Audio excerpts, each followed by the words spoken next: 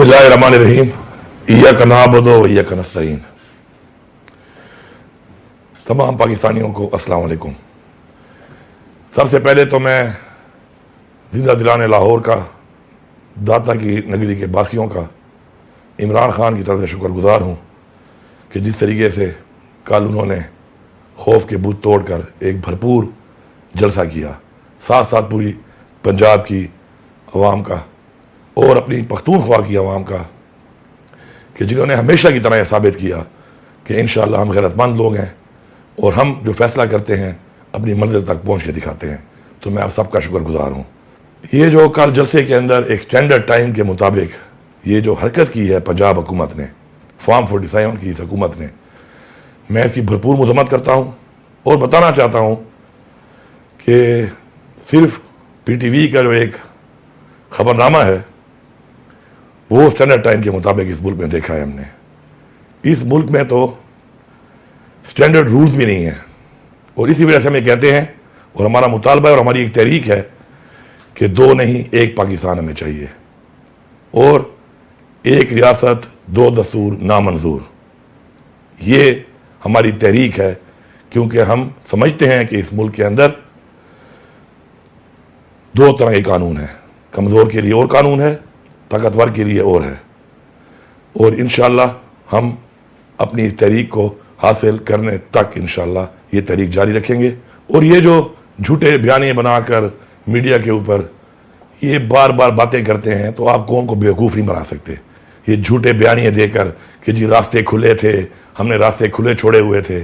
2 kilometre तक आपने जलसागाह के साथ एक बाड़ लगाई हुई थी ताकि लोग जलसागाह को डायरेक्ट अप्रोच ना कर सके और घूम के फिरते रहे। और आपने हर तरफ कंटेनर लगा के और आपने जो हरकत की है, घटिया हरकत की है, तो मेरे ख्याल में ज़्यादा बारिश में नहीं करता।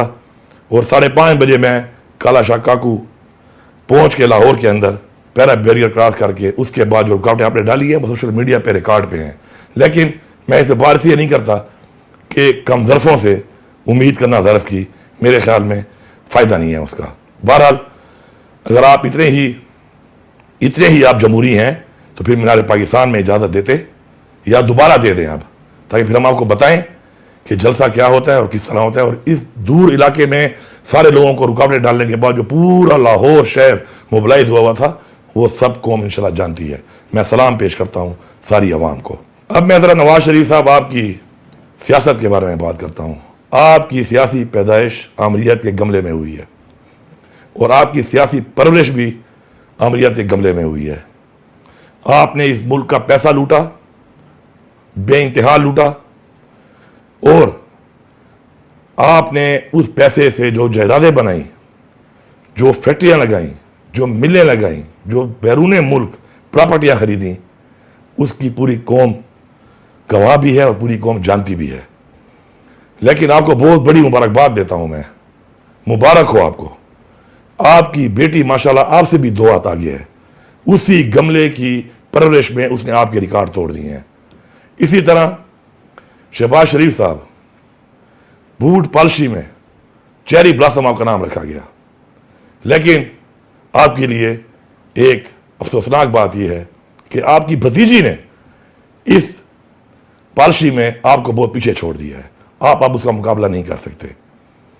बूट बदल भी जाएं, बूट जैसे भी हों, जिस कंपनी के हों, लेकिन आपकी पॉलिश का मैयार पीछे रह गया है क्योंकि आपकी भतीजी ने उस मैयार को बहुत आगे बढ़ा दिया है।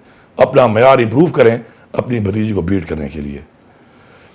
और मैं जरदारी और बिलावल आपको ये कहता हूं कि बिलावल, मैं तुम्हारी गैरत जगाने की कोशिश कर रहा हूं, जानते हुए कि तुम्हारे में गैरत नहीं है।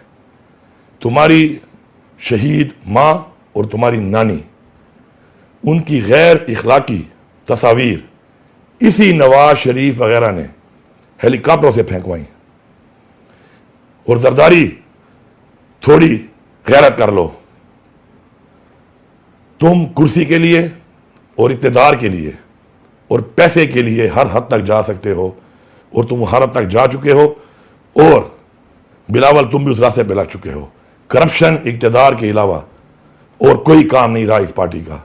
और मिल के जो आज जमहूरियत के ऊपर आप डाका लगा रहे हैं वो भी पूरी कौम देख रही है। लेकिन याद रखो, हम तुम्हें डाका नहीं मारने देंगे। और जो जो पार्टियां غیر آئینی اقدامات کے اندر حصہ بن رہی ہیں، وہ یاد رکھیں کہ انشاءاللہ یہ عوام ان کو بتائے گی جس طرح 8 فروری کو بتایا تھا کہ عوام جمہوریت کے ساتھ ہے، اپنے آئین کے ساتھ ہے، اور انشاءاللہ عمران خان کے ساتھ ہے۔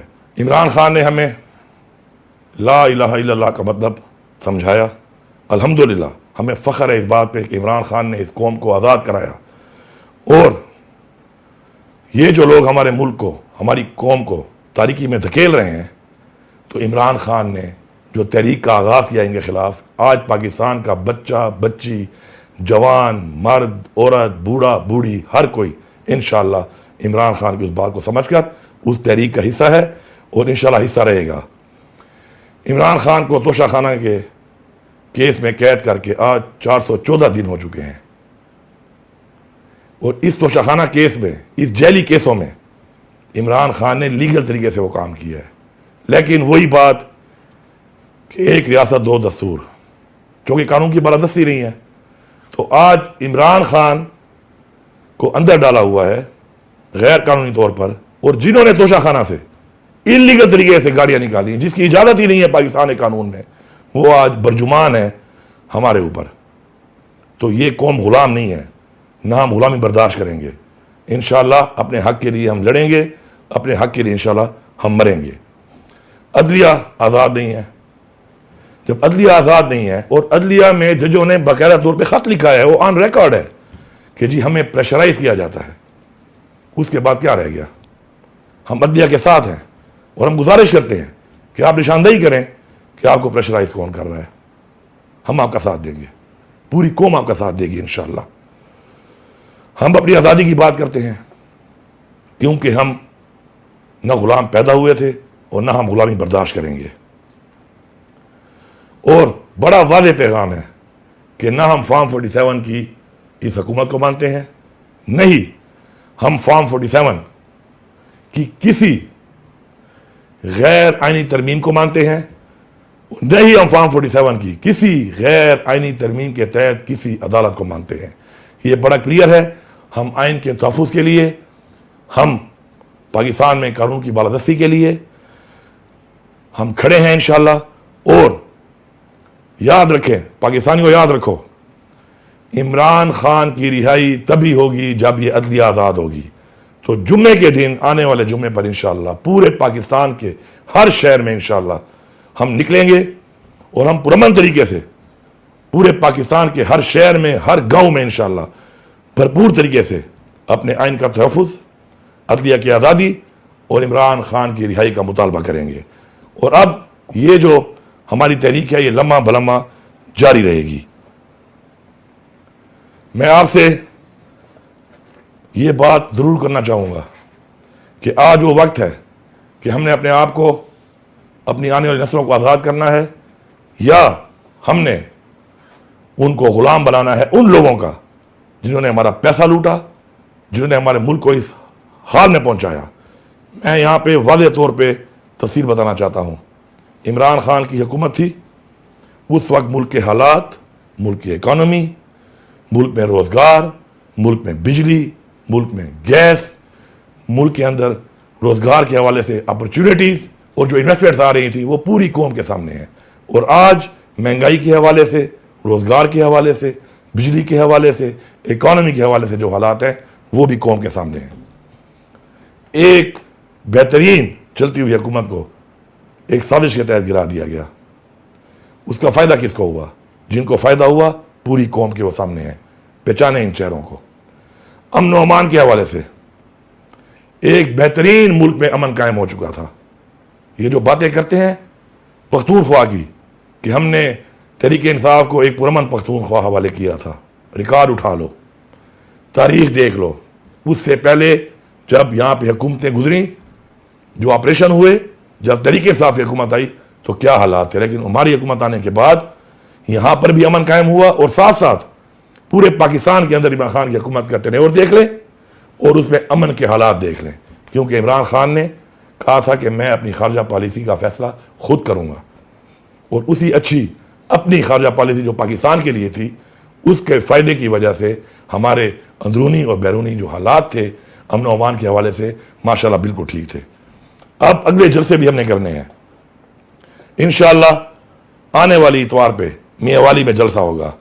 मियाँ वाली वालों तैयार हो जाओ, इंशाअल्लाह मैं आऊँगा, वहाँ पर मैं जलसा करूँगा आप लोगों के दरमियान में, और भरपूर तरीके से हम इनको बताएंगे कि जलसा क्या होता है इंशाअल्लाह।